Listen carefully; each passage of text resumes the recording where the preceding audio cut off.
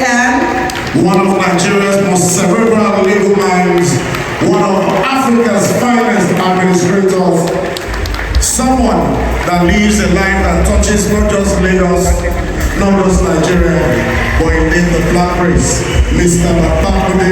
Fashola, senior advocate of Nigeria, the son with a sound mind.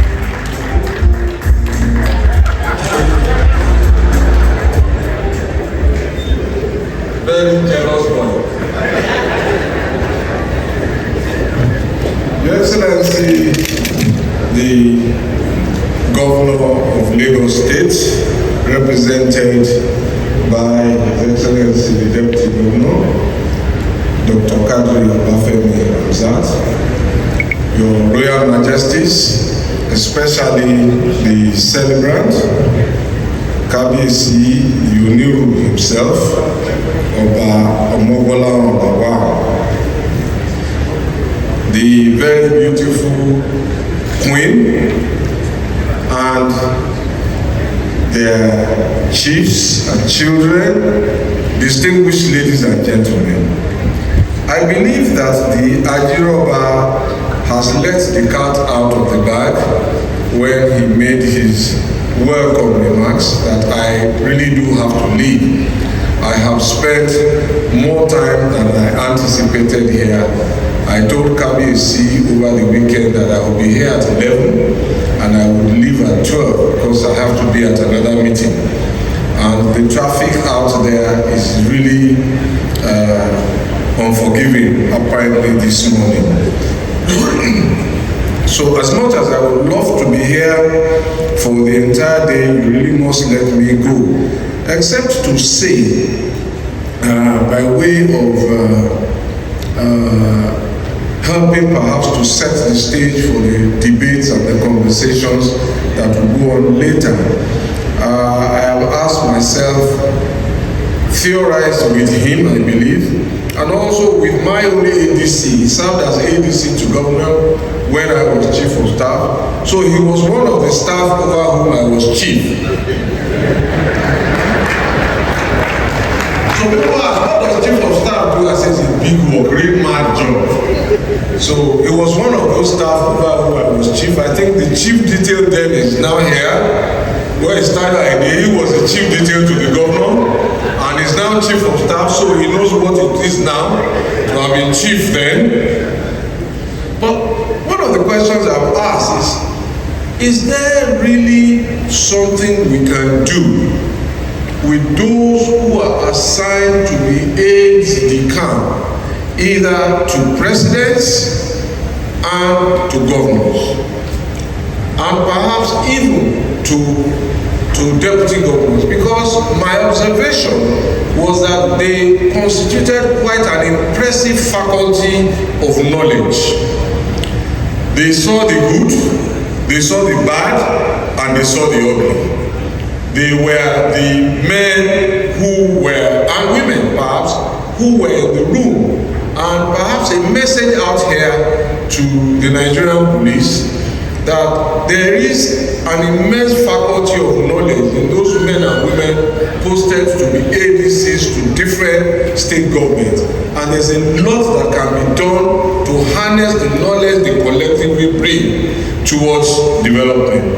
And I think my theory has somewhat been validated by the reason why we converge here today. Kabiyesi has written a book to tell us about certain things he witnessed.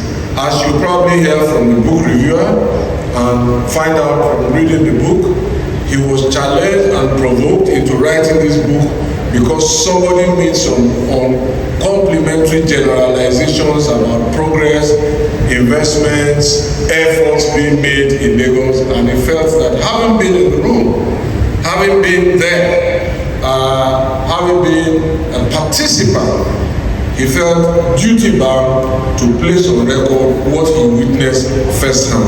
That is what you will see in the book without stealing the thunder of the book reviewer.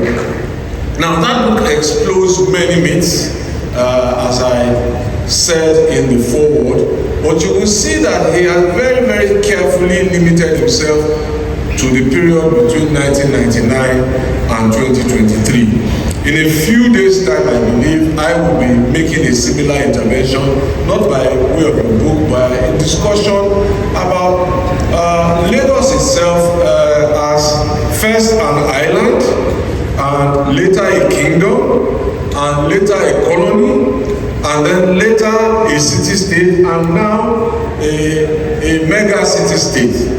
And some of the things that Kabiyesi dealt with in his book, and I apologize to the book reviewer, I think that is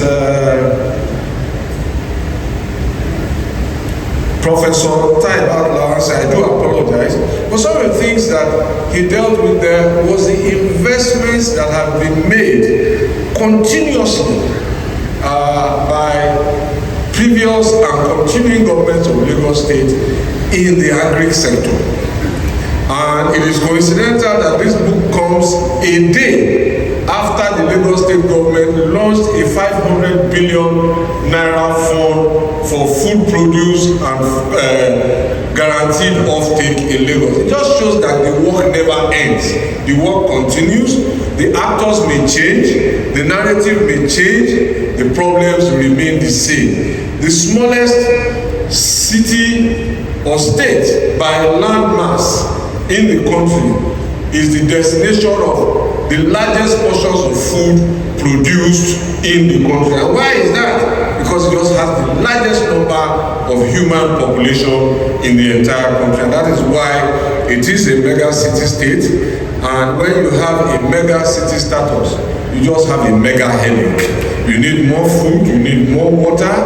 Urbanization becomes a problem because and this is Professor Taibat Lawrence's field, urbanization and all of this. So this is really a tour de force of I was in the room contribution to the story of our development. Kabiyesi, thank you very much for this undertaking. I am not surprised to learn today that you used to come first, and this is third-party validation, not you saying so. I never came first. I just didn't like school. So, and I think that has continued because when I took office, he was still in the police, and he said to me, I want to leave the police. I said, why do you want to leave the police? With all what you know. He said, no, I need to go. I want to go back to school. And I said, policeman, going back to school. But he finished that training, came back again, then said he wanted to go and do, was it a master's or a PhD in the LSE? I said, aren't you tired of this book thing? And really and truly, he went. I think I made a reference for him. Then, and I was happy to be at his graduation. He graduated as a king in London School of Economics, and I was there. So we don't know what is next, but we know what has arrived. A book from a man who used to come first, and may your reign continue to come first. May you continue to prosper during your time. May you reign and live long, and may unprecedented development be experienced and recorded in your reign, not only in the kingdom, but in the whole of Lagos State. Thank you very much. The son with a sound mind, Mr. Oba Oniru Fashola, former governor of the Center of Excellence and State Robotic Splendor. If your hands are not too busy, please, let's give them a round of applause for the appreciation of all he has done for us. Like the Kabiyesi, I loved going to school a lot too. My favorite song in school was Now the Day is Over. And the second best song was Holiday is Coming. I was very serious in school. When I told you that stories of coming first creep me out, you didn't ask me why. Why? Because I'm now a parent. And you want your children to come first. But if they ask you, Mommy, did you come first? What do you tell them if you did not come first? That's really kind of allowed to lie. Ladies and gentlemen, permit me to welcome two of our fathers who just walked in. Oba Muslim Abiodun